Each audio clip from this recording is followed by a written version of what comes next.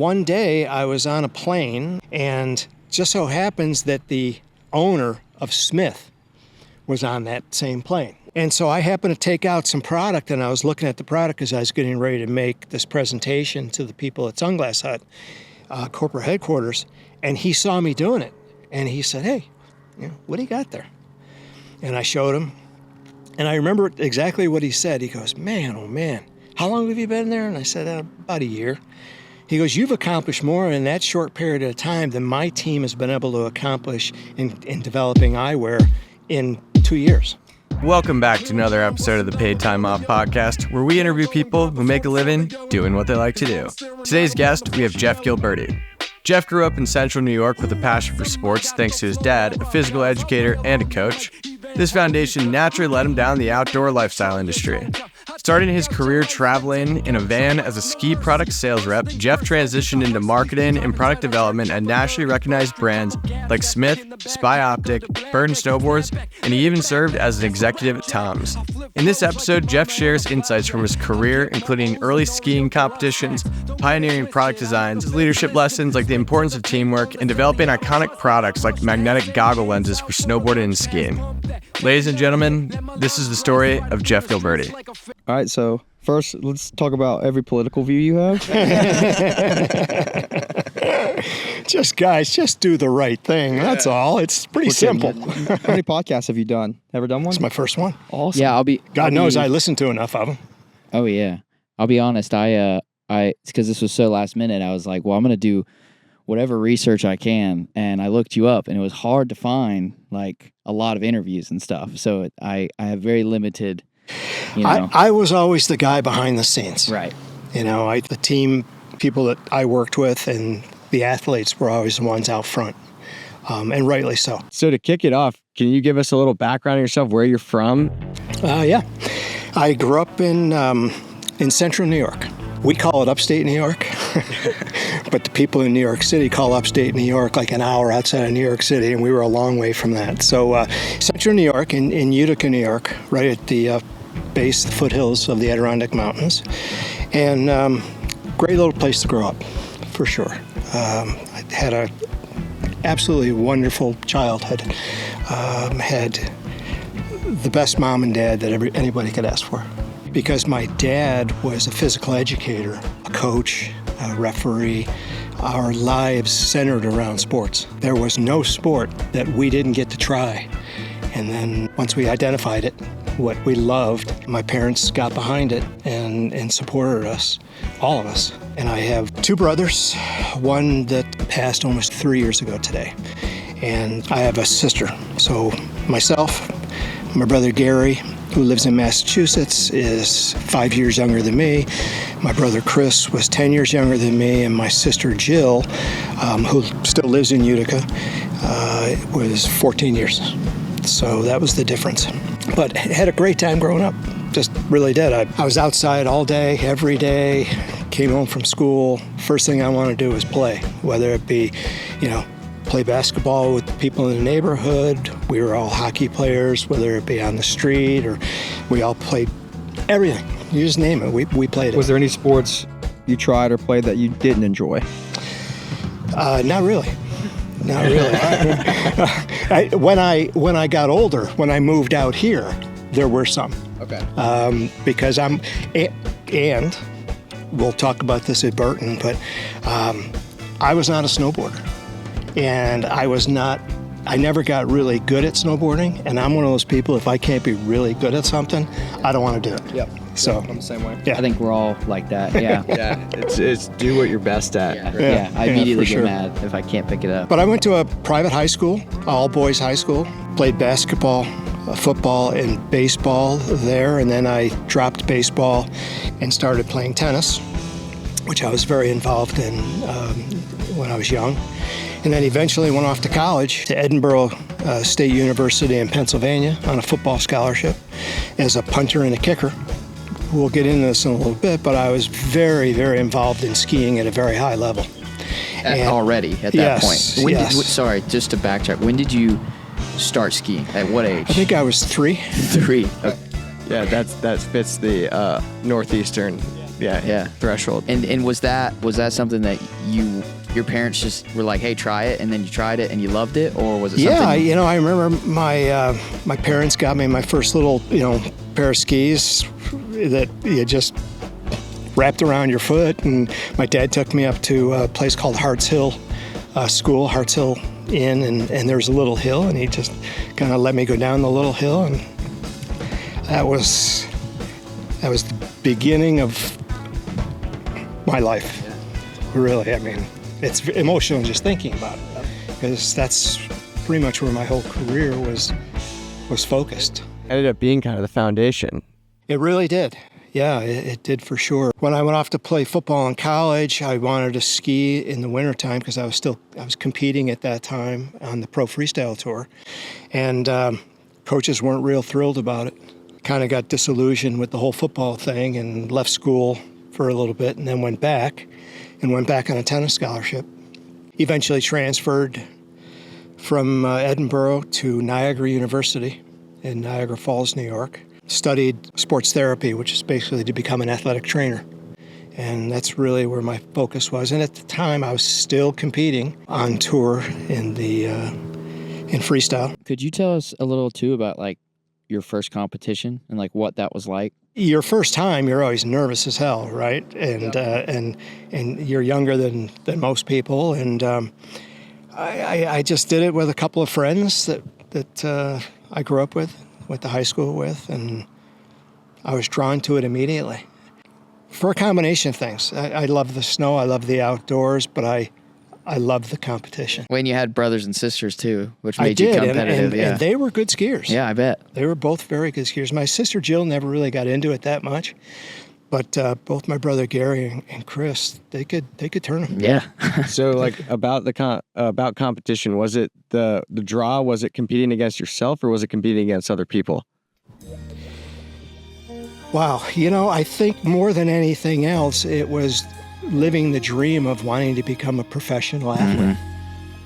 And I think that's the thing that got me most stoked. And it was in a sport that I really felt that I could have success in. Yeah, I just dove in. Yeah. Got my ass kicked. Yeah. I was never the best. I was never the worst. But it then, over time, led to the career that I had for almost 30. Well, I think it's so interesting that the foundation was sports, and then your career was in sporting goods, like enhancing, the outdoor experience. How did your like college career lead you into that industry? So yeah, where you were left off before I asked about competitions was you were doing a tennis scholarship, right? And then I went back on a tennis scholarship, and then stayed down at that school for a little while, and then went up to Niagara University, stayed there for about a year and a half, and there was an even better program for sports therapy, athletic training at Cortland State University outside of Syracuse, which just so happens to be where my dad went to school. And so I went there and to finish it out, while at the same time I was still competing. Now I had moved up in the ranks to where I was competing pretty vigorously, both on the East Coast and on the West Coast. So at one point, one of my sponsors offered me a job. And I thought, well, wait a second, I can be an athletic trainer and make this, or I can take this job and make this and grow into that industry. And that's what I chose to do. So what was the job? The very first job was as a sales rep, and it was really my only sales job that I ever had. But I was a sales rep for a ski binding company. It just so happened that the rep that had that territory was going to move on to another ski brand binding company, and asked me if I would be interested. He thought I'd be really good at it, and I was to the point where I was getting a little older and it might have been time to tap out of that career, and I said, sure. And that's kind of where I got my start. And did you have any experience with sales before that? My first job ever was working in a shoe store. That's about it. So how did you like it, the sales aspect of it? Was it something you... What I liked was the traveling. I had a van, and I just traveled all throughout the Northeast. through Vermont, Maine, New Were you Hampshire. solo during this? Was Yeah. it just you? Yeah, just So me. you're just in a van by yourself Yeah, going. So that seems pretty enjoyable. it was a blast. Yeah, and you got to know all the other reps too in those territories, and we'd go and we'd do different shows, or we'd each be at a mountain doing a demo, and we'd have a good time. That You know? sounds like the dream. So it was, and you talk about the dream. The saying that says, if you find something you love, you'll never work a day in your life. Yep. That's me. And I feel just that way. I Yeah. feel as though And that's why you're here. selling was fun, but I knew that's not where I wanted to be. I wanted to be ultimately in marketing. And so what I did was another opportunity came along from another company, which I had a lot of respect for. They offered me a job as a tech rep. Now, a tech rep back in those days was somebody that went out to various ski areas and let people demo the product to see how they liked it, both boots, skis. And so I wanted to do that because it got me more into the product side. A lot of people confuse marketing and product marketing, or just product. This was basically a product marketing position. And this is what I felt that I needed to do initially to get that experience to then move on to the next thing. What sparked your interest in marketing, I guess? Because, you were doing sales, but then you knew that you kind of wanted to be on the marketing side, because I think marketing is both logistical and artistic and creative at the same time. So I guess what aspect of it was drawing you towards that? The truth. I didn't know what the hell marketing was. I just knew I didn't want to be in sales. That makes sense. Okay. So Yeah. I thought, okay, I'm going to try and pursue this marketing thing. Was this next role, was this Smith, or was this? The next role, actually, there was in the interim, I ended up going to work for a company, and I moved out to Colorado in 1980 with two of my very And this is best right after friends. the sales job you moved. Yeah, I was living in Lake Placid, and right after the Olympics ended, I decided to pack up and head out to Colorado because two of my very best friends had moved out there. And sorry, were you doing the Olympics at this point? No, I was actually working in the interim for the Olympic Committee Okay. and using my experience as an athletic trainer to help them in developing some of the athletic training facilities for the games. Oh, wow. That's It's awesome. amazing how you took like every aspect of your life and ended up applying it into your work career at some point. Yeah, I knew what I wanted to do, and I knew where I wanted to live. In Lake Placid, I lived there for quite a while, and that was just the best. So when the Olympics came and I was able to tie into that, it just worked out really well. But when that ended, I headed straight out to Colorado. While I was out there, I looked around trying to figure out what I wanted to do, and I ended up working for a retailer called the Aspen Leaf that sold ski equipment, ski clothing, tennis equipment, tennis apparel, but also had a unique part of their business which also sold men's and women's fashion apparel, like men's suits and sport coats and women's dresses and things like that, and blazers. So I worked in marketing for them, just got more experience. Then I had an opportunity, a few years later, I got married in 86, and I had an opportunity to move to Ketchum, Idaho, basically Sun Valley, Idaho, and to work for somebody that I had worked with in that retail business. They recruited me to come up there and help run their marketing side of their business. What type of things were you doing at this first job for marketing? The landscape of marketing has changed so much now. It's so digital, right? And so what was it back then? Back then, it was buying print advertising, producing TV commercials, and working with a team of people that did that, and then buying TV time on the local stations. And What did you see yielded the most results for you when you were first doing that? it was definitely our relationship with the Denver Broncos, and the head coach at the time was Dan Reeves. And Dan Reeves always dressed very nicely on the sidelines. And so our CEO got together with him and asked him if he would be interested in working with us, and we would supply all his apparel, his fashion apparel. And he went for that. And so we tied that in with these ads. These ads didn't include Coach Reeves. We ran them during games. We ran them during news. Oh, because then there was product on the field. So it was kind of like integrating the product with the advertising. And you're working with this fashion side, but were you into fashion and stuff? Boy, or no? I was. Okay. I was. So, I mean, so you were eating it up. I used to dress to the nines. Cool. And even beyond that, I became a real big fan of Ralph Lauren. High-end stuff. Yeah, like Double RL So, yeah. Well, at the time, Double RL didn't exist. No, that's true. You're right. It came yeah. afterwards. Yeah. But I used to. That was one of my favorite things. Was dressing. We both love clothes too, so it's cool to hear that. Yeah. It was great. But so that was that experience, and then we tapped out and we went up to Idaho, and unfortunately that gig didn't last very long. The guys had to put their own money into this new business that they wanted started, and they didn't want to do that, so they dissolved the company. Now here I am. I'm married. I have a 4-year-old little boy, and I got no job in this remote area of That's of terrifying. Idaho. That's terrifying. Okay. And so I'm like, oh man, what am I going to do? Well, I'm a hockey player. I have been since I was a young kid, and I continued to play hockey when I moved up there. And so I started talking to some of the guys that I played with, and they turned me on to a guy who had this tiny little eyewear company in Sun Valley. So I ended up doing some work for him and doing some product development work for him in an area that I had no clue what I was doing, but I know I loved.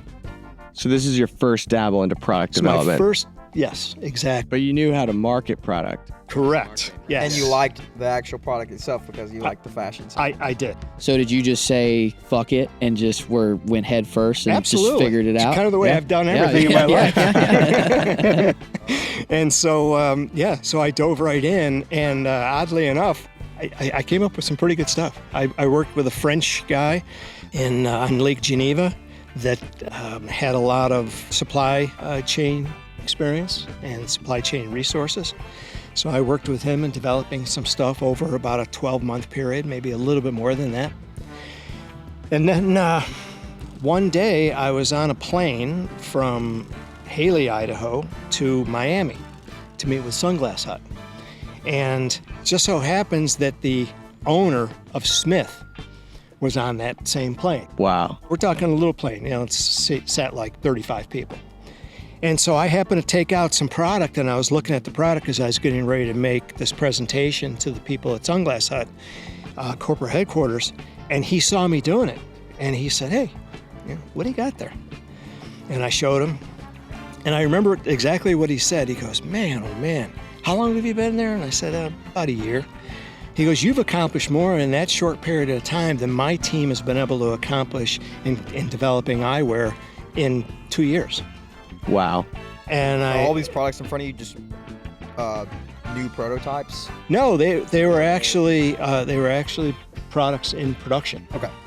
And sorry, was this on the plane or in? On the plane. So you have like the little tray down. Yeah, and I'm looking at product, going through it and going, okay, I think, Sunglass Hut will want this one, this one, this one, and here's the features and the benefits to these. And It's so crazy, like when you're just unapologetically being yourself, doing your thing, and continuing to like push your career forward is how you end up running into people in these sort of situations. The most perfect time. And he was Yeah. right next to you, it correct? was right across the aisle from Right me. across the aisle. Okay, Yeah. love it. And so, So he leaned over and was just like, what are you so doing? he did, Yeah. and we Yeah. started talking, and he was a great guy.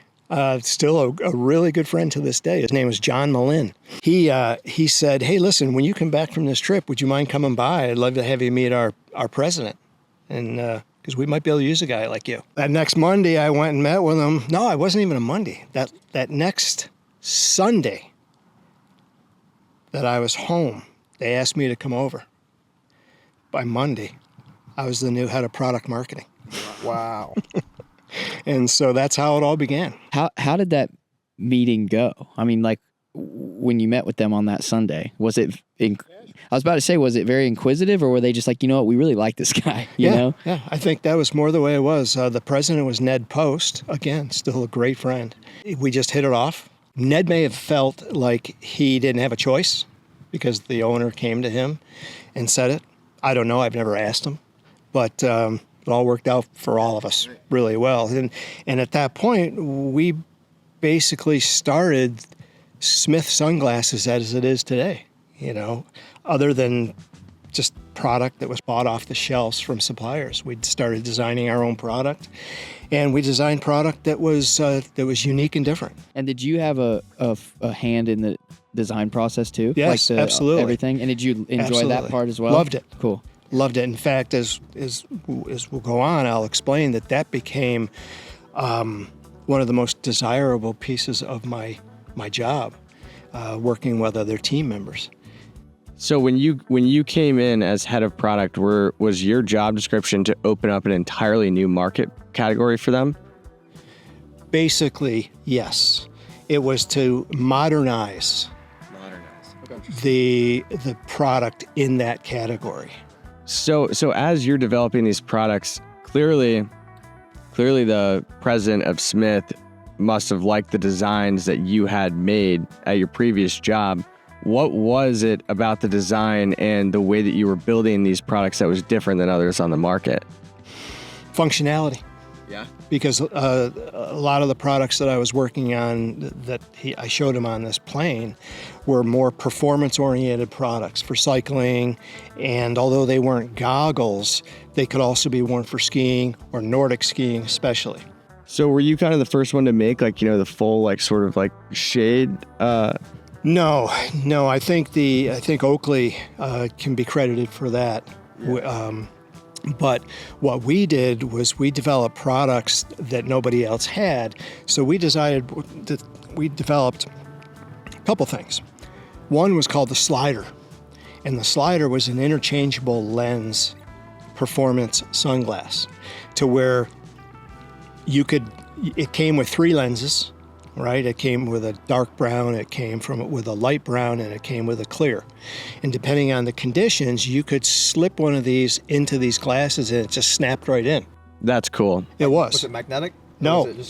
This one was not magnetic. So okay. It just slid in. Just right? slid into a slot at the top, and then you took it in at an angle, and it snapped right in. Kind of like the old school projectors. You'd kind of Right. Okay. And that changed everything at Smith. And I'm going to be the first to admit, as I will in other product development situations, I did not uncover that product. We were at an eyewear show, and one of the gals that worked for our private label division was at that same show. We were in Paris at the Paris Eyewear Show, and she walked by and she saw this guy who made eyewear. He had a little manufacturing company, and it had this lens that slipped in and out. And so we met him and we talked about the product, and lo and behold, he became our exclusive supplier, and we designed a whole bunch of different silhouettes around that same concept: smaller, bigger, more head. Did he have IP on that? Nope. Okay. But he just had the manufacturing capability. Yep.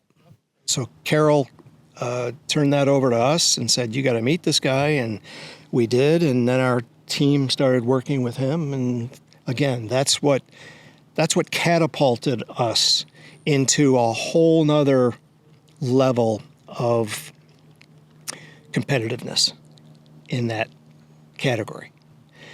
And then we also did some things with glass lenses, mineral glass lenses, that very few people were doing because they were a little heavier, not what you typically have for a sports product, because in sports you want what we call carbonic lens, and it's impact resistance, where glass doesn't have that. So we had a product that you could use for everyday living and driving, and then we had a product that you could use for sport, and then we started doing development off of both of those areas in expanding the product lines. And now you're taking your background with like product positioning and like use case scenarios to create more of an ecosystem. Right. And we did just that. And you mentioned earlier, supplying product, right? Gifting product, promoting product out. We gave so much product away. And man, oh man, did that help. Because we had a lot of athletes that were skiing for us on our Goggle side, whether they be freestyle athletes, whether they be ski racers, we had a ton of athletes. So once we had this new eyewear, we got that on them. So that started, being seen and getting a lot of attention. And then we just started doing it to people we knew. All other people in the industry. We had a great relationship with the team at Nike. So we would seed product out to them, and we'd seed product out to other people that we knew. We'd seed product out to bike companies, to the people at Giro, which then led to the VP of sales at Giro, who is now the president at Canyon Bicycles, Blair Clark. He wanted to represent Smith product to the independent bicycle dealers. Wow. So that's how we started growing off in a whole different area than what we knew, which was the ski market. Yeah, so that's how you opened up a new product. That's one of the ways we did that. Wow. And so it's so interesting. Were you meeting these people at trade shows in person? Like, I think it's just a testament to like who you know in your network. Well, we talked about this the other day at breakfast, right. Networking and the importance of networking. And we were all in an industry that we loved, right? We just had a good time. It was not hard to meet other like people. And so from that, relationships built, and so it just kind of took off. Kind of snowballed. Yeah, it really did. Yeah. It really did. So we were very successful in that regard. And there were a lot of lessons learned along that way. I learned a great deal from stuff that I did that I shouldn't have done. And one of those, outside of just developing product and marketing product, was I felt that because I was the product guy, that I didn't want to hear what anybody else thought. I didn't want to hear what sales guys thought. The marketing team had their input, and I was like, I fought against it because I thought that I knew product better. Yeah. Well, it came a time when I got sat down by the president and by the VP of marketing and was told, hey, you can't do that, Other people have great ideas. Other people have seen different things in the marketplace that might benefit the brand. You need to maybe talk a little less and listen a little bit more. And that was one of the greatest lessons I ever learned. And I took it with me the rest of my career. So so that was one. And then hiring the right people. Hiring is an interesting thing because you can, what they say, be slow to hire but fast to fire. Right. I found some people that I really thought would contribute, and they did. But you not only want to find the right people, because just hiring somebody good isn't always the best, but being able to retain those good people is what becomes more important than anything else. And so you want to make sure you're finding people that are in it for the long run, because you can find good people, but it's not necessarily people that want to stay somewhere for a long time. And as important as finding good, talented people, you need to find people that you can retain, because retaining keeps product consistency throughout the lifespan. Some of the people that were brought in when I was there are still there, even though it's a completely different company today, that are still there. Others stayed there quite a long time and then ventured out into other companies.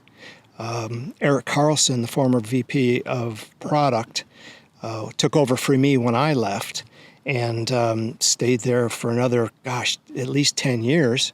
So anyway, it's just stuff like that. Finding the right people and retaining the good people is important. Would you say there's a correlation between product ecosystem and the people that you have? Without a doubt. Within the ecosystem, it makes a big difference because these are athletes, okay?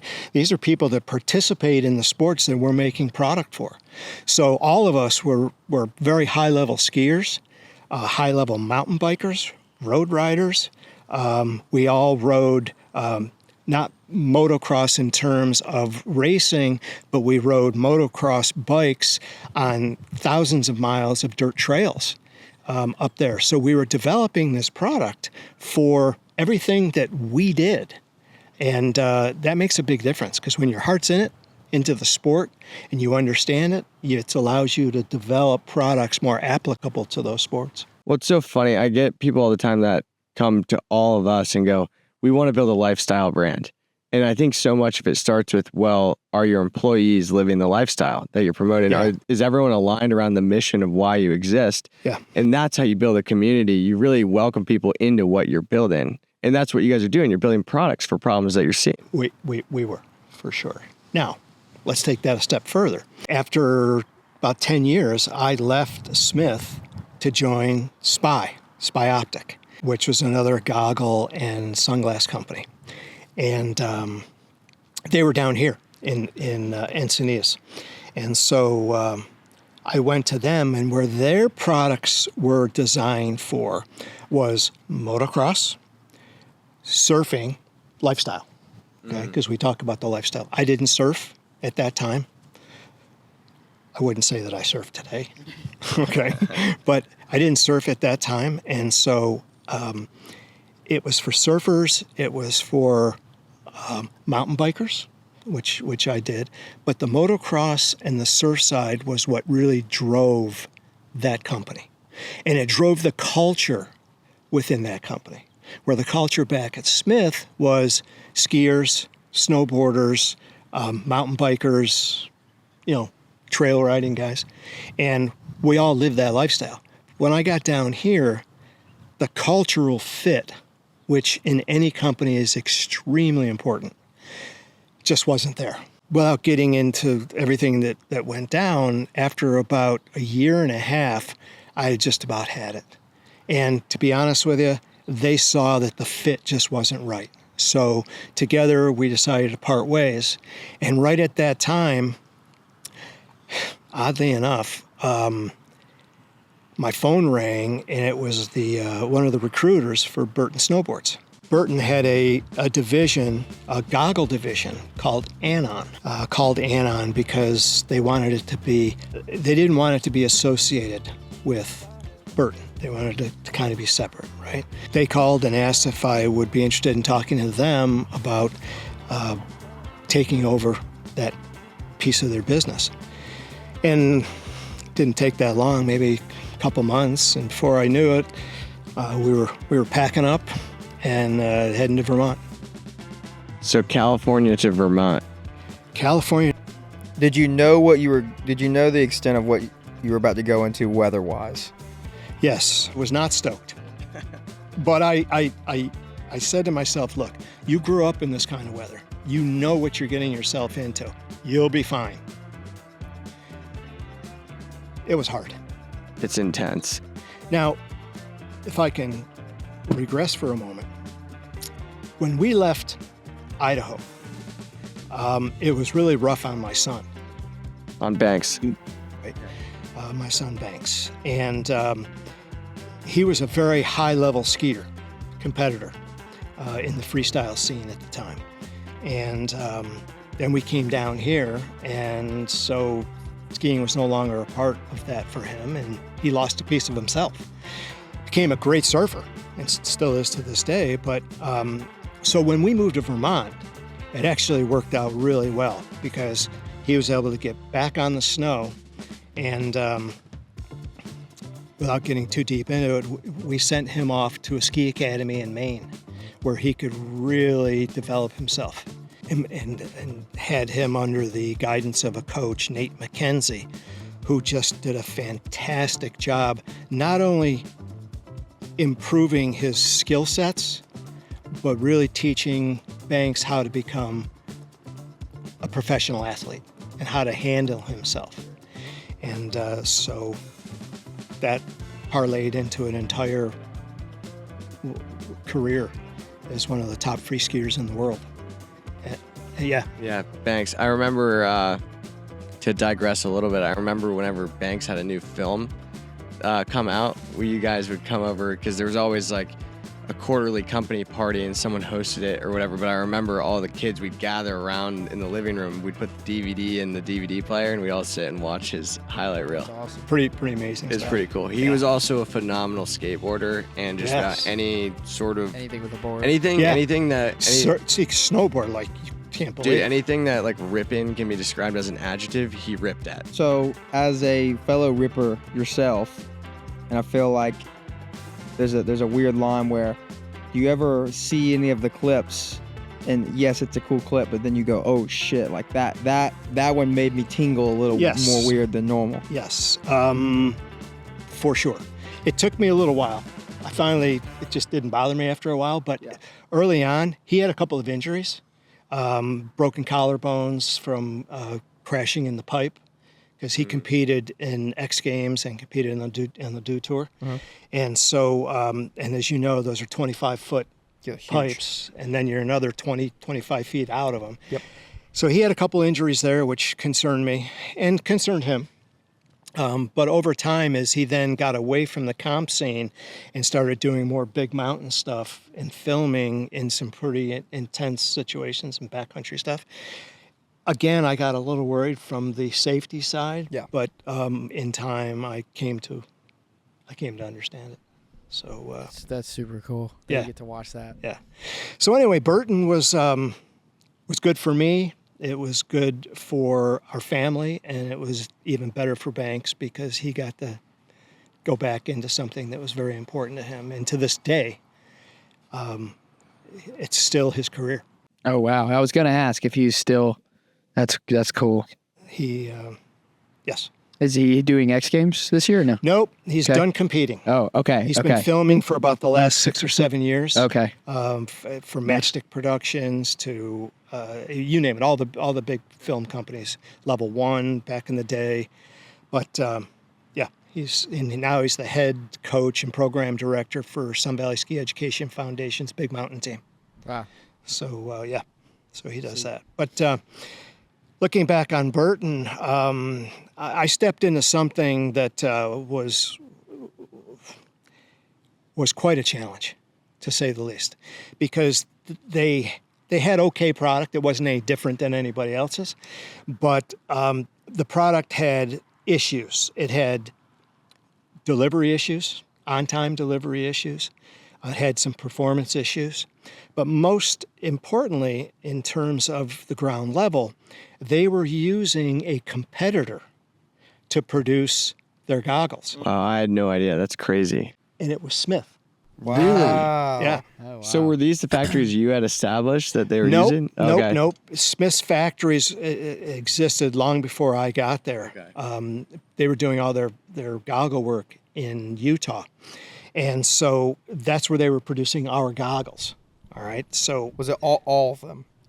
All production was by the competitor. by Correct. Smith. correct. Okay. So if product showed up late, I mean, they can control your destiny in a lot of cases, right? Yes. Yeah, to their own advantage. Exactly. Yeah. That's, Exactly. So I got on the phone and called my former boss, Ned Post, and I said, Ned, I think we need to meet. And so I flew out here because they had an office here in Carlsbad. And so I flew out here, sat down with Ned, and I just said, look, Ned, we can't do this anymore. We're going to have to phase out of this. And he understood completely. And so what we did was I used a supplier that I used at SPY in China that was doing really good work. And so that's how we got away from the Smith relationship. Now what we had to do was we had to build product that would arrive on time and would rebuild the confidence in our rep group, because they weren't making a lot of money off of this product. They weren't selling a lot of units. Dealers knew that Smith was producing our product, and Smith reps used that against us, so it hurt our reps. So we just, we finally got out of that, and I remember going to a sales meeting, my very first sales meeting, and I was introduced, and I made a promise to them right there. I said, I just give me a little time, and I promise you we'll get good product, we'll get product delivered on time, that you can be confident in selling that product to your dealers. And fast forward, that's exactly what happened. And it took us barely over a year to get in that position. So not only did we now have new product that was arriving on time, we had some new silhouettes that weren't necessarily the best silhouettes, but they were good. And then as we continued to progress, we identified from a product side, what do we need to do that's going to generate high top line revenue? Because the margins on goggle products, if you had the right supply chain, was really good. And so what we did was we identified the importance of shelf appeal. Now you have to remember this. At the time, my boss at Burton was Teddy's dad. Right. Okay. And he had a really, really good eye on product and making money with product. So I learned an enormous amount from him on negotiating, purchasing, delivery, how to become, a good business. And so we had the business side of it and we had the development side. And we started out looking at, okay, how can we differentiate ourselves from everybody else on that shelf? And the first way we decided to do it was, you know what? Instead of printing on the strap, we could create really cool design features on a leather patch. And we could find new ways to attach that patch to the strap, sometimes with cool looking rivets, sometimes with very gothy looking accoutrements. We did some crazy stuff with straps. Then we started to do some different things with paint on the frames, very unique paint jobs. So this was kind of the beginning of us getting into developing product that would stand out from the competition. Over time, what then happened was a guy named Trevor Moore. Trevor was just such a great guy, and he was kind of a gothy looking dude. And he worked in the Burton flagship store in our corporate headquarters. And he came to me one time and he said, I got this idea. And could I get a couple pairs of goggles to have some fun with? And next thing I know, he comes back to us and he's got these goggles, very gothic looking goggles with spikes sticking out of them, and covered the PU frame was covered in black leather. I'm like, damn, that's cool. Okay. So we pulled Trevor out of the retail store and brought him on to the team. So Trevor got a promotion. To work, to work in product. And was there ever any worry on y'all's end when y'all started doing this of people being like, I'm not going to wear that stuff? Like, not because it looked bad, but was there ever any worry of how the market would receive that because no one had seen goggles like that? No. And the reason being that we didn't deviate too far from our normal product at that time. Okay. So we had that product. Then we started developing this more cutting edge type product that over time we had some beautiful, beautiful leather laid up, PU, not true leather, but PU. And where we got that from were from the boot developers. Oh, yeah. Because the Burton boot developers were using PU, polyurethane. And when you looked at this stuff, it looked like real leather. Okay, it looked like crocodile, it looked like, you name it. It looked different forms of leather.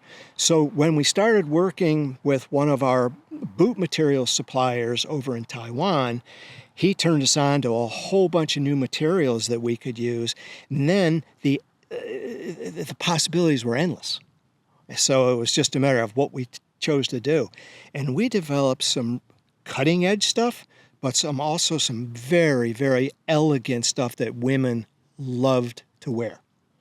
So now we've got product that's being delivered on time, product that's got good margins so that the dealers can make good money, our reps can make good money, but more importantly, Burton was making money. Okay, it was becoming profitable pretty quickly. At the time when I joined, it was only a $2.5 million business. Okay, so now you've got this great shelf appeal. You're delivering product on time. The confidence in the reps is becoming really strong.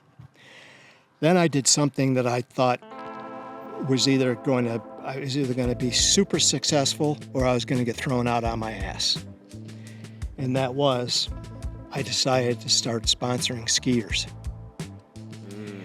Now, mind you, Burton was a full-on snowboard company, and they did not like skiers.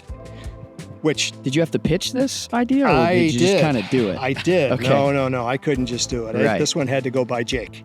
How'd that By go? Jake Burton. Yeah, what was Jake's reaction to that?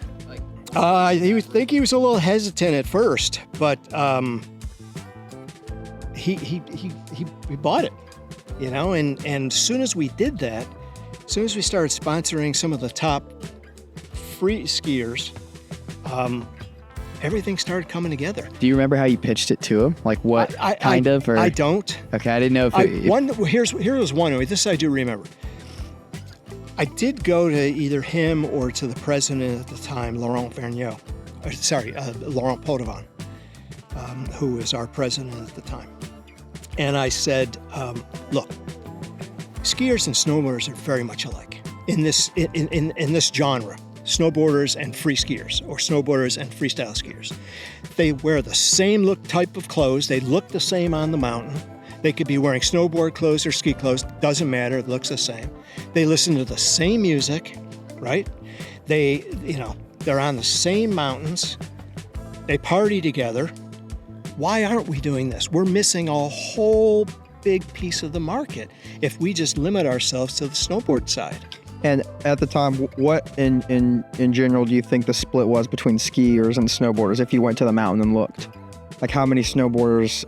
Was it 50-50 or was it more skiers at the time or more snowboarders? It was more skiers than snowboarders. I think it's Well, 'cause always at that been time, that. snowboarding was also still relative, not new, but it was still Not as still mainstream as Yeah, today. so this started in 2003. Right. So yeah, it was still in its, I wouldn't say its infancy, but it was it was still more popular. It was past the point of being illegal, right? Yes. Yes.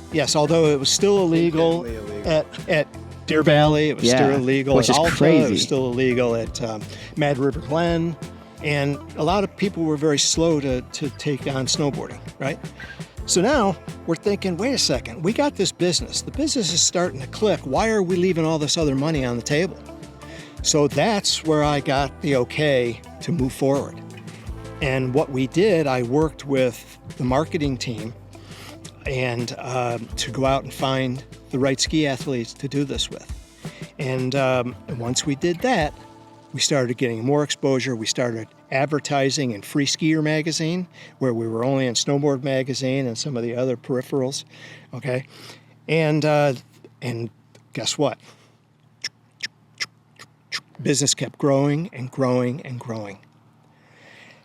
So that helped lead to our success. Now at this time, probably 5 years in, we were a $2.5 million company. We're probably an $8 to $9 million company at this point, and with still a lot more growth to go. So it continued to grow very well. The product got better, and then we grabbed onto a whole nother idea. And when we talked the other day about product, right, it's identifying a need before the market knows it needs it. Right. Or identifying a need that no one else has filled. Yep. So if you were a snowboarder or a skier, you knew that changing a goggle lens in the middle of the day or in the middle of a run or going up a chairlift or even in the lodge was a royal pain in the ass because you had the fit was very tight. It had to be bent certain ways. It had to click in certain points. It was not easy. So we were at an eyewear show. I want to say it was in New York. And one of my product managers walked by a booth and he saw a sunglass company that had a magnetic lens. And it just snapped in and snapped out. And we were like, he goes, Gilbert, you got to see this. So I walked over, looked at it, and I was like, damn, that's interesting. Imagine if we could do that with a goggle and how simple that would be. So we started working with this company, and they didn't really want to have a relationship with us. So we kind of took it off on our own, and we figured out how to industrialize it on our own. And I will give all the credit to my product team. They were the ones that did all the due diligence. They were the ones that worked with the supplier to figure out how to make it work. They were the ones that went out and found the rare earth products, which is the magnets, okay? They worked with the supplier to make sure that they could integrate it and industrialize it. And then we came out with the first magnetic lens goggle called the M1. And it's simply, literally, you could change it on a lift going up. All you did was pull it off the frame, take the other one, get it close, maybe within that much of the frame, let it go, and it just went, bam, snapped right in. And that was the thing that then catapulted us to the whole next level. So we were off and rolling at that point. Now, mind you, at the same time, Burton had asked me to take over the helmet business, which was called Red at the time. And again, you had Anon, and then you had Red. Well, we decided the best thing to do would be to combine the two products into one and call it Anon. And we did that. So now we not only had this new goggle and this growing goggle business, but now we had this helmet business that we had a lot of potential with. So we then went out and developed some new styles. We developed great interconnectivity between the helmet and the goggles to where there was no what we call a gaper's gap, okay, between the goggle and the helmet. We designed new silhouettes, new colorways. We brought some of the ideas that we had from the unique materials on the goggle side into the helmet side, and eventually that product took off as well. And so now, this is probably in 2010 or 11, between the two brands, we're up to over $40 million in business. Wow. And the thing was just exploding. And so, again, all the credit on the product development side that eventually took us to becoming the top, probably the number 3 brand in the industry behind Smith & Oakley, was the team that I was responsible for managing. They did all the work, and I just managed the process at that point. And yeah, if not for them, the company wouldn't be what it is today. So I give them an enormous amount of credit for that. So that's kind of how the whole Burton thing just exploded. Why did Burton have so many sub-brands? Anonymous was where Anon started. Yeah. Okay? They wanted it to be anonymous from the Burton brand for a couple of reasons. Liability was one. It was a completely separate company. So that if there were any head injuries or eye injuries, they couldn't come back and sue Burton. All right? So that was the purpose behind the sub-brands. And then, of course, they went on even further with, some of the apparel stuff. So there would be no marketing though for the sub brand from Burton, or was it? They all came from Burton because that's what they were the mothership. Okay. Right? Yeah, that's what I was. But like in the Burton catalog, there'd be an Anon section or something like that. And actually, there were separate Anon catalogs too. Oh, was there? it well known that Anon was a Burton brand at that point in time? Okay. Not everybody knew, but over time, everybody figured it out. Right. Yeah. Okay. Yes. Yeah. And we had the best snowboard athletes, and we had the best ski athletes in the world. You know, the only one that we didn't have that we really would have liked to have had from our team would have been Sean White. And Sean was pretty locked into Oakley. But, you know, a lot of the other guys were with us. And those that weren't, you know, they were still part of the family. Yeah, like the OGs, like Ross Powers and Kelly. Yeah. Kelly Clark. Kelly He Clark. was riding Burton board, correct? Or no? Who's that? Sean. Sean was, yeah. Oh, he was riding all Burton boards, Except the boots, dogs. bindings, apparel, the whole thing. Until he eventually went off and did his own thing with White, you know, the White label. So, White Space, yeah. Yeah, White Space, yeah. So Burton was fantastic. And I think the lessons that I learned there were hire great people, again. Listen to what those people have to say. Give everybody at the table a voice. You know, doesn't matter if they were the lowest person on the totem pole or if they were the highest or they were part of Anon or the business or not. They might have been engineers that worked in the building. Listen to everybody, because ideas don't come from the smartest people. Ideas come from the more creative, thought-provoking people, the more, you know, blue flame thinkers that think outside the box. And that's what helped us succeed. Again, you go back to Smith, people seeing something for the first time and going, oh, this could be good. And that was the slider product in the eyewear. On the Burton side, it was the product manager who identified this interchangeable sunglass lens that we then made our own. Now, kicking myself in the ass to this day, and I'm sure some people are at Burton as well, that we never got a patent on that magnetic lens technology. That blows my mind. Now, it changed the entire landscape everybody of the does it. goggle industry, Yeah. because now everybody has it. Yeah, everybody does it. You know? That's wild. Though you don't make a pair of goggles that doesn't have that feature. Well, there are some companies that do, Right. but they're not Not who you're leading buying. the charge. I think at the time, Scott Barrett, who is our head of our legal team, felt that the cost would not justify the end result. I don't know that anybody knew that it was going to become what it was. No, because it revolutionized the goggle industry. Without question.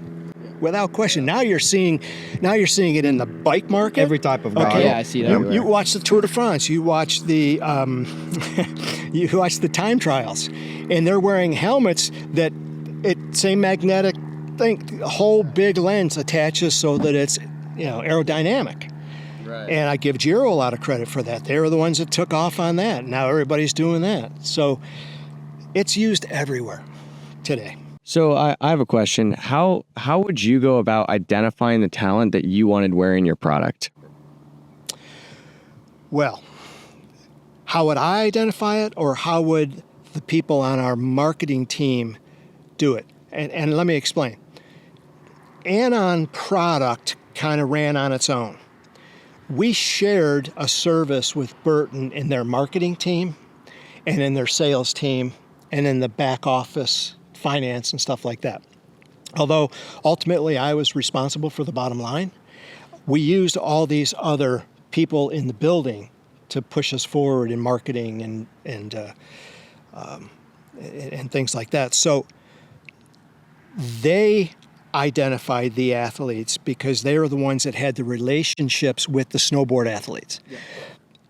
I will take responsibility for the ski athletes early on, identifying who I thought those people should be and then who they would ultimately become. Now, that said, before I left the company, I would say 6 months, less than a year, but probably 6 months before I left the company to move back out here, Jake decided he didn't want any more skiers on the product because he was trying to identify who his company was. I remember him saying that he was trying to figure out who Quicksilver was, because Quicksilver owned a ski company, they owned a snowboard company, they owned skateboard companies, they owned apparel companies, but who were they really? There wasn't any one thing that they stood for.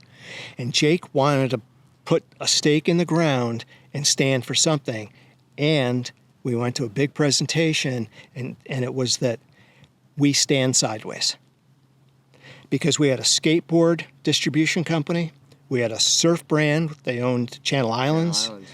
They had snowboards, right? So skiing didn't fit that standing sideways. So we had to go and we had to tell all the athletes, guys, we're sorry. It was a terrible time for me because I had brought these guys into the fold and they did an amazing job for us. And we told them, look, you can go find your own sponsors, do what you need to do, but at this date, we're going to shut things down. So they went in that direction. And then right after I left the company in May of 2012, they got back into it. They got back into skiing in a big way, and mostly on the big mountain free ski side. Do you think it was because of the money loss after they saw that after? You know, I never had the opportunity to ask Jake because as much as I had respected him and worked with him, after I left to come back out here, I didn't have that same contact with him, so I didn't ask. I'm going to guess it had something to do with revenues, for sure. When you're missing that big a set portion of the market and your reps start going, guys, you know, shops want these. They want them for skiers. I have to imagine that the margins on eyewear and like headwear, like helmets, was probably some of the most profitable products within the ecosystem as well. On the goggle, on the eyewear side, from that respect, yes, for sure. It was. Helmet was a little bit different because there was a little bit more involved in the manufacturing process, in the tooling process. Shipping's not as easy. Well, no, it's not. Yeah. It's not, especially, you know, if products coming in late and you're having to ship this stuff by air, which is ridiculous. Air freight's ridiculous. We never had to do that under our guidance. Under the previous administration's guidance for RED, they had that problem. So they had to ship it in. And when that happens, dude, your dad went bullshit because he knows how deeply that digs into margin. And so that didn't last very long. Yeah. Were you a part of, were your products on the ship? I just heard this story. I don't know all the details, but wasn't there a time where like there were heavy seas and then a bunch of product fell off the... Not that I'm aware of. Okay. Yeah, that might have been a different product, but yeah, I heard that one time something like they lost a whole container. Wouldn't surprise me. Yeah. But the question is, did the container go over the side or did the container go out the back door? Right. Because we had a lot of gray market stuff going on. Oh, did you? Oh, yeah. Meaning what? Meaning stuff was finding its way to non-certified dealer networks. Underground, because it was like a high sought-after product. Correct. So there were dealers in Japan that couldn't get the product, that wanted the product, and there were people finding ways to get the product out the back door to you know. Right. That makes sense. That's when Jake just about lost his shit. Yeah, I bet. So you said you finished at Burton and then you moved here. I did. And then what was life like then? So I left Burton in May of 2012. And the reason I did so was I was tired of the weather. But the president of Burton, Laurent Potvin, became the CEO at Tom's, the footwear company in Santa Monica, California. And I liked what Tom's was doing. They were a one-for-one company. So for every pair of shoes that they sold, they gave a pair of shoes to people in need in third world country. The original one-for-one company, The original one-for-one company, yep. Exactly. And they had this small little eyewear business as well, sunglass business.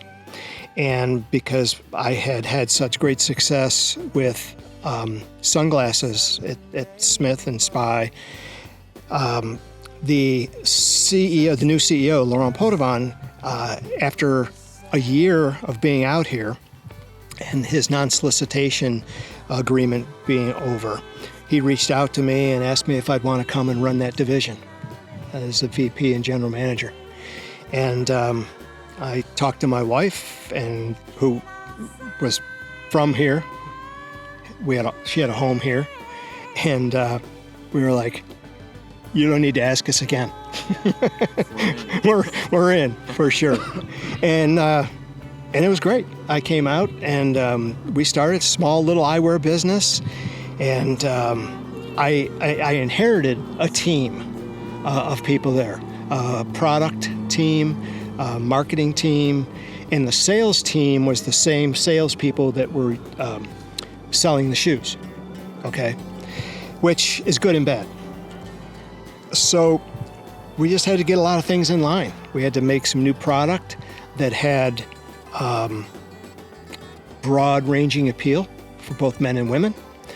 And the team that I had doing that did a really good job. They had a great eye for that. And so they developed some really good stuff. We looked for other market opportunities that we didn't have. Now, first of all, here we are selling into shoe retailers. Shoe retailers don't know how to sell eyewear, all right? But yet it's the people that knew the Tom's brand.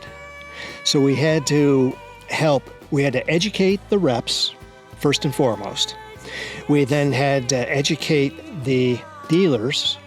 We had to build really strong point of purchase materials so that the product stood out on its own within a very cluttered footwear retailer. Now, mind you, these were footwear retailers from large retailers like Nordstrom to surf shops, surf and skate shops. Yeah, huge variety. Okay, a lot of variety. So, you know, it wasn't a one solution to all of it.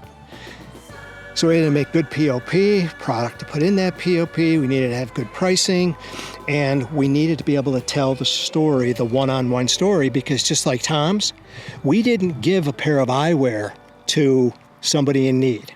We actually built up a treasure chest of funds and worked with NGOs, non-government organizations in third world countries, to provide people with surgeries, cataract surgeries. Oh, that's amazing. Yeah.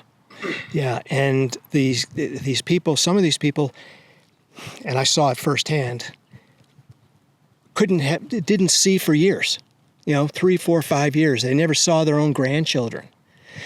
But yet, in these third world countries, we provided these NGOs with the money to get these people to cataract surgeries, which were really cheap in third world countries, really cheap. And it changed their lives. So now we have this great one-for-one product. We communicate what we're doing. Now we're a product with a purpose, right? Purpose-driven products. Exactly. And so the team continued to develop great styles. The sales groups started putting more product out there, almost too much product to some point where we had to bring some of it back in. You had too many SKUs? We had too many SKUs, too many colors, not the right silhouettes, but it got better. Yeah, it gets complicated to forecast and see what's selling when you have a million SKUs. For sure. But over time, we did it, and we did it really well. But we also identified that we were missing a key segment of that marketplace. We were missing eyewear retailers, whether they be optical stores or whether they be sunglass stores, whether they be, Sunglass Hut or, the optician down the street. We didn't have that market, and yet we didn't have representation that understood that market and knew how to speak their language. Okay, because you need to really know your shit when you go in and talk to one of these people about eyewear, because they know eyewear inside and out. Right. Yeah.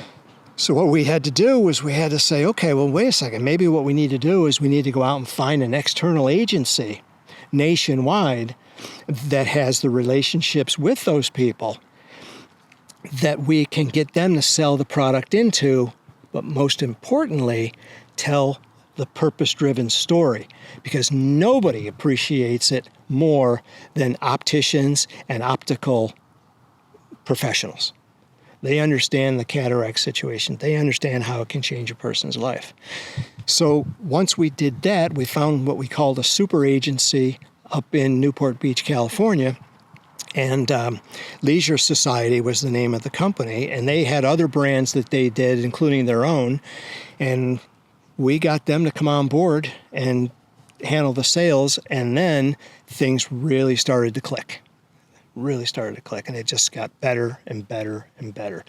And to this day, they're still in that business. That business still thrives after so many other product categories that they tried to do product extensions off of, whether it be handbags, whether it be water, whether it be all sorts of other things, failed dismally in very short periods of time. The eyewear piece of the business still continues today, and it still has the same purpose-driven, business in mind. What's cool is that the products that you've built have stood the test of time with every brand that you've been with. Yeah. Which is really neat. Not many people can say that. Yeah, I was just the guy, steering the ship.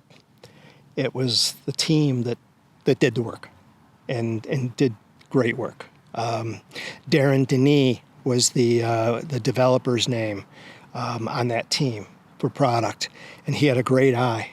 And John Whitledge was another guy who came from the outside that had a really good taste level for eyewear and apparel, and they did great work. And others just, they jumped in and did the job, and they did a great job. But one thing that blew me away, everybody in the company, including the executives, and I was part of the executive team there, everyone had to go on at least one giving trip within a certain period of time that you worked for the company.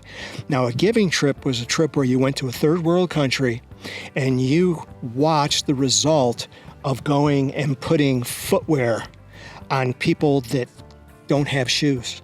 Okay, in my case, I went to Paraguay, and I watched this. I watched the kids, and we fit these kids with their shoes and the smiles on their faces. It was mind-boggling to see the result of that. Well, nothing's going to make you fall in love with your brand, but understand why you're doing what you're doing and seeing it firsthand. Yes, and when you see that, it changes everything. Yeah, that's really, so they made every single person go on at least one? Yes. Did the company fund it? They did. Oh, yeah. That's so cool. Really cool. And so the one I went on was both an eyewear and a footwear giving trip. So I got to go in to a hospital in Paraguay and watch 2 cataract surgeries be done. And I was all, garbed up and everything else. And I'm sitting there watching this whole thing thinking, how cool is this? Because these people they looked like they were 90, 100 years old. They could have only been 70 or 80, but they were not in great health, right? And yet they came out of this thing and they couldn't see it first, right? It takes about a week to 10 days for everything to start clearing up.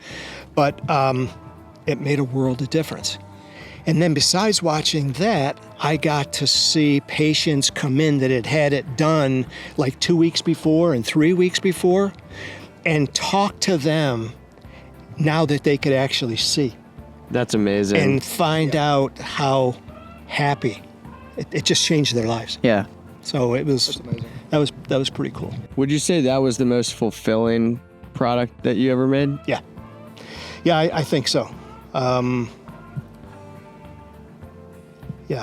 think as I look at my career, both my career working as a full-time employee, the best companies were Smith, Burton, and Tom's, and probably in that order.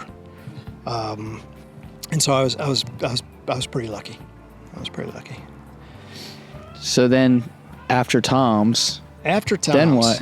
Well, the CEO left Tom's. The Laurent Poitevin left Tom's to become the CEO at Lululemon, and so changes were made in the organization.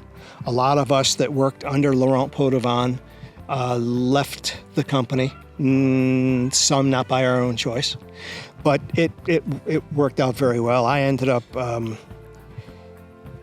I was told that I was going to be let go, but they asked me if I would stay on for like an extra 6 months to get some stuff done and get everything tied up. And I'm glad I did that. That worked out pretty well for me. And then I went, It's tough because at this point I was older than most people in my role. Okay, so, gosh, when I was at Burton, I was in my late 40s and 50s. When I was in Tom's, I was in my late 50s and early 60s. So I'm working with a bunch of very, very young people. So you tend to, no matter how cool you think you are or how much knowledge you have to share with others, if culturally it doesn't fit, it doesn't work. And so when I left there, I found that I wasn't able to find exactly what I was looking for, another situation like those three. What's your key things that have to meet your needs for work culture?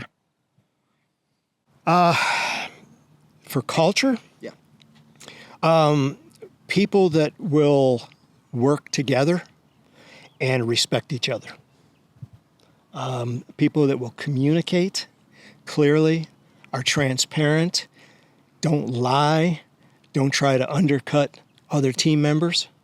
Those are the things that are important to me. And then, of course, at that point in my career, compensation was pretty important.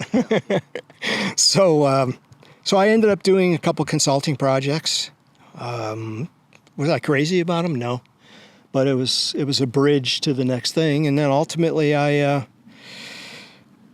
thanks to my boss at Burton at the time, John Lacey, he got a call from the CEO at Fox Racing, the company that produces motocross apparel and safety equipment, mountain bike apparel, safety equipment, surf apparel, all that stuff. And they were looking for somebody to come in and oversee all their product development and manufacturing. And so John Lacey recommended me. They brought me in, and I ended up becoming the senior VP of global product, overseeing a team of about, I think there were 88 people at the time, with 7 direct reports, and a transitional company at the time. When I joined them, the company was for sale. And the CEO told me, look, we think everything's going to go just fine. We know who the buyers are going to be.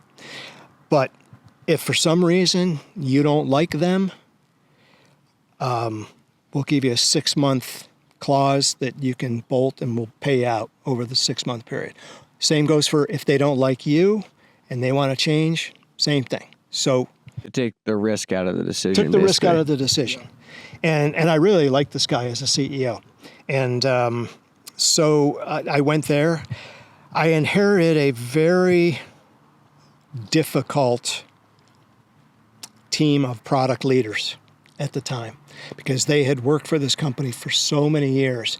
And the person that they worked under was the son of the owner. And they all had a very, very tight relationship. So when he got booted, nobody that was going to come in, they were going to be happy with. Yeah. So it was basically like a family-run business. It was at the time, but then they ended up selling, and they didn't sell to the people that they thought they were going to sell to. They sold to a private equity group, and they decided that they were going to take it in a different direction. And the result was, and I was I was maybe 3-4 months into my job, loving it. I loved it. 3-4 months into my job, and they announced that thanks, but no thanks. And so the CEO, the CFO, and myself all got replaced. And so I had my 6 months, and then here I am, kind of going, okay, now what? Yeah. And so I did a few more consulting projects, and I worked for a fitness equipment company down in Austin, Texas, as an interim president for a couple of years, and I really enjoyed it. And then when COVID hit, they kind of cut people, and here I was, 65, 64, and I'm out of work again. And now I got to start hustling to figure out what I'm going to do. And my lovely wife said, you know what? why don't you just retire? You're like, what a concept. Yeah. And I was like, that sounds good. And so, we talked to our financial consultant and found that we could do it. And the rest is history, baby. Yeah. Now here you are. Here I am. Now here you are biking every day, living in sunny Southern California. Again, I am the most blessed human being on this planet. I am been blessed with great parents, great family, great, my son is my greatest love in the world, along with my wife. And I got great friends, and I got wonderful grandchildren. And it just doesn't get any better than that. What would you say now, as you're sitting here, to your 21-year-old self about to enter the I space? After his traveling sales job ended, What would you tell yourself if you had to give yourself some words of advice? Take more risk, I think, would be the thing. And that would be advice to myself. That would be advice to myself. One thing, be patient. And I've said this to my stepson, who has a great job now and has moved up in the organization. But when he first got there, he was in a big hurry. I want to be a manager. I want to be this. It's just, you know what? Keep your head down, do your job, and that will Learn the ropes. That will happen. And it has. So I think those are some of the things. And I think if I had to give some advice to anyone, you guys age or even younger, that's starting out, doesn't matter if it's in the outdoor lifestyle industry or if I think it's just someone who wants to another carve industry. their own path. Take every advantage you can of saving money. Okay? If the company has a 401k, take it. I don't care if you put in $50, $100 a paycheck, or $1,000 a paycheck. Do it. Because guess what? When you hit 60 or 65 and you look at how much money is in that account and you realize the freedom that that's going to give you, it's hard thinking about, because as you're growing up, you've got a lot of responsibilities, especially in your 40s, right? Life is hard from your mid-30s to your late 40s. That's the roughest time that anybody It's is like a cash flow crisis.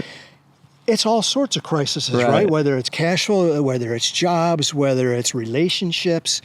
Those are the years that can kind of go sideways on you, and you gotta stay focused. But all along the way, if you're just disciplined enough to take a little bit of money, put it aside, and live below your means, your life will change dramatically when you get to the point when you can retire and when you're able to retire. That's awesome. That's awesome. We have just a couple questions for you, like just to close it out. Thanks for sharing everything. Yeah, thank you. Obviously. Thank you so much enjoyable. for the time. So people who want to get into the lifestyle outdoor industry, I'm sure you still follow products. I do very closely. What are some of the biggest mistakes you're seeing people make trying to market their products? There's no point of differentiation. You know? Yeah, I agree with that. There's no point of differentiation. I think everything's oversaturated too. Most markets are. There's nothing different. Because it's all the same, you could have 10 things that are the same quality product. Yeah, so expand on that. Well, let's use Viore as an example, right? I don't know much about the company itself internally and how they operate, but I know that they have built a brand that isn't all that different from other brands, whether it be Lulu or other higher end names in that category. But they found a lifestyle that they're marketing towards, that people want to be a part of, okay? And it goes back to my days of buying really nice men's clothing. Use Polo, Ralph Lauren as an example. The way Ralph Lauren would merchandise a suit on a mannequin made you want to live that lifestyle. That's what you were drawn towards. It's no different today with a company like Vuori. They're a Southern California brand that's got, it's not a surf brand, but it's got a surf outdoor lifestyle vibe to it that people want to be a part of. It's like the urban surfer is like kind of what I've looked at it as. It's kind of that way. Sure. And, and I'm a perfect example. I mean, I love the stuff and I'm drawn towards it. And it's because it fills a lifestyle that I live, a very active lifestyle. And just like the stuff that I own from Lululemon, I feel like I am part of that lifestyle. There's other people that aren't part of it, but by wearing it think they are. Doesn't matter, right? If that's what draws them to the product, I think that's the thing. So interesting. I was thinking today about like brands in general, and one thought that occurred to me was people buy brands for not only because they want to associate. Aspiration is a big thing, but they also buy brands for consistency, and consistency with the product. If you've had a positive experience with product, you're more likely to continue buying it, be a repeat buyer. What about like, and that to me plays directly into your product ecosystem. I know we were talking about product ecosystem and the people, like how important a product ecosystem is based on the people who are helping build it. What impact has that had on your career? And have you seen in any cases people take your product ecosystem in the wrong direction? Yes. I think we touched on it a little bit when we were discussing Smith, in that because we were all participating in the sports that we were developing product for, we knew exactly the direction that ecosystem was going to take because we lived in that system. Then if you look at other brands like Spy wanted to be everything to everybody. And they kind of lost their way. They had over inventory situations. They started selling it to people that were going to discount it heavily. And then what happens there is it pisses off other retailers that are selling that product. So they don't want to have to be sitting on that product because they're selling it for full price and the other's selling it for 40 off retail.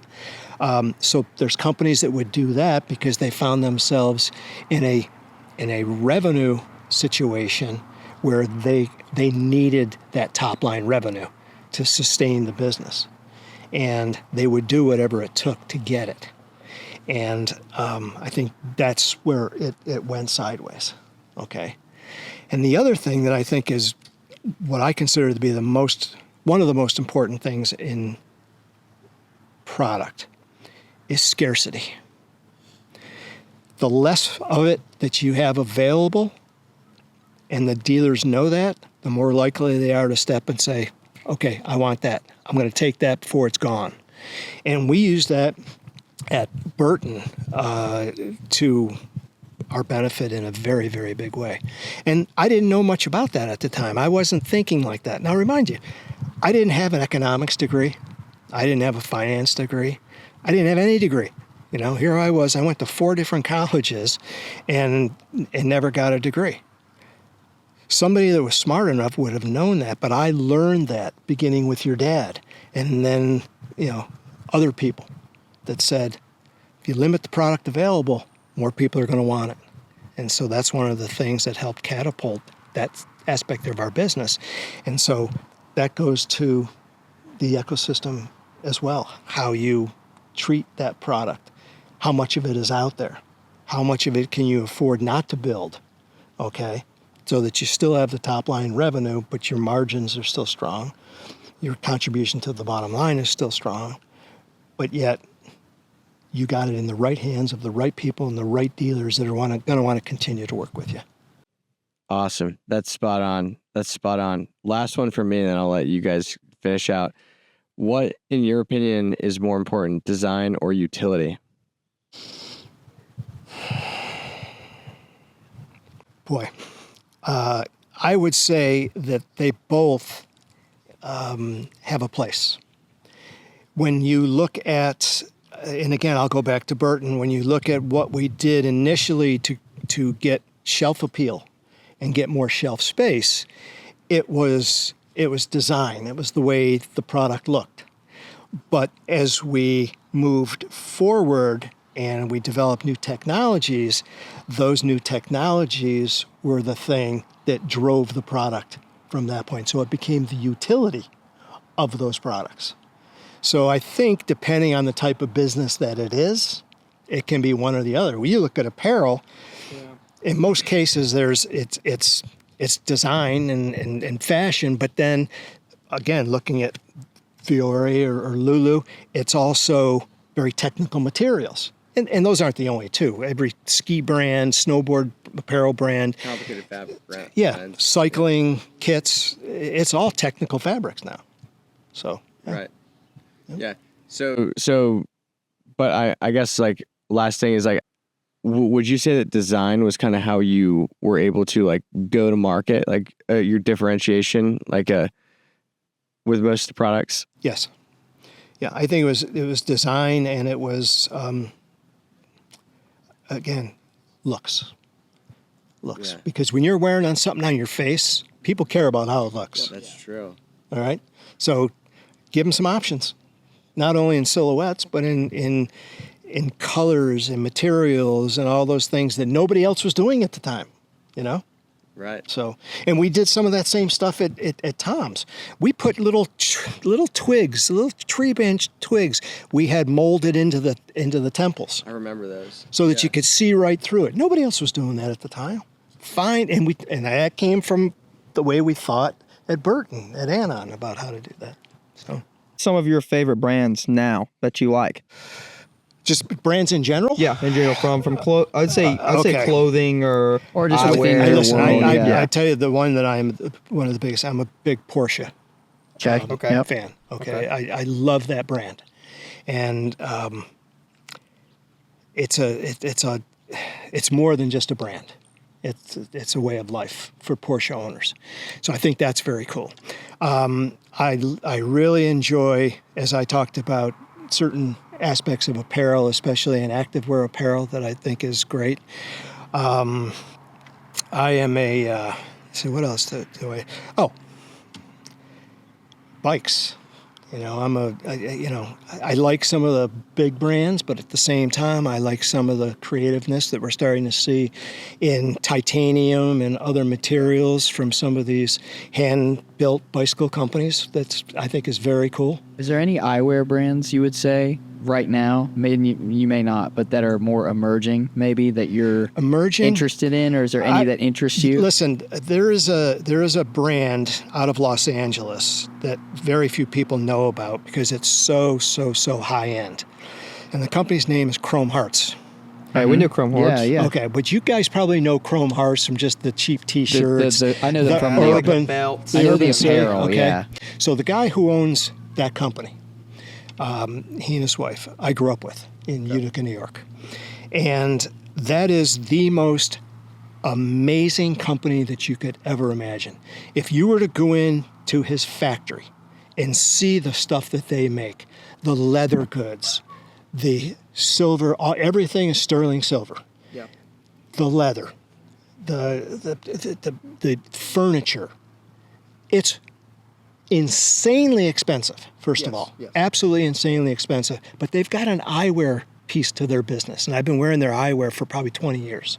That's a brand that I absolutely love because not many people know about it, and those that do know about it today in the urban scene don't know the real company. Yeah. Okay? And so that's a brand that I really love. And is there any quote or like statement you live by that you want to leave anyone off with? Man, you know what? Just treat people the way you want to be treated. You know? People that are on your team, have trust and faith in them. Give them enough rope to either lasso something and pull it in or hang themselves. They'll figure it out. But if you don't give them that chance, you'll never know what their potential is. Let them make the decision for you. Yeah. Sweet. That's Yeah. Might be all right. No, I think That's that. awesome. Thank you so Thank much you. for your time, man. You're very welcome, Yeah. guys. I really appreciate you. Yeah, Thank you. Yeah.